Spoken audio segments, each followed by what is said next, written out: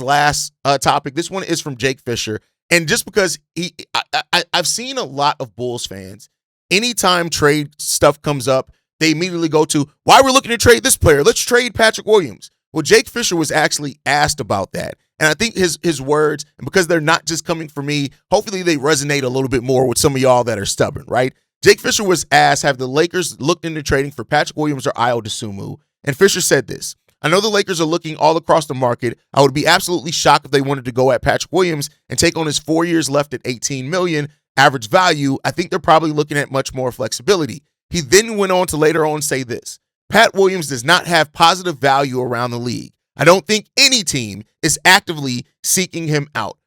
And I say that just because I think Bulls fans need a wake-up call.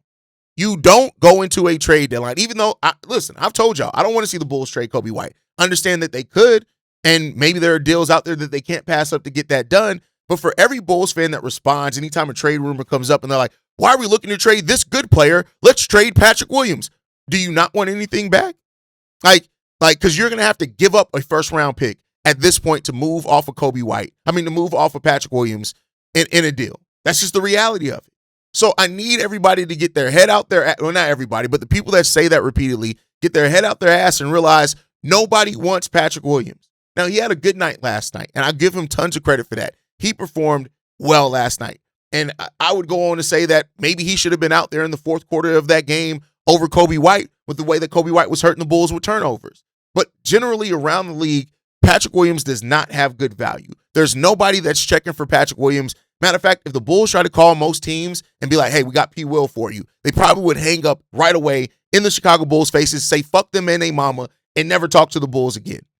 Patrick Williams is averaging 6.5 points per game, playing 18 minutes per game in 38 games played so far this season. Nobody wants Patrick Williams. He's shooting 37% from the field.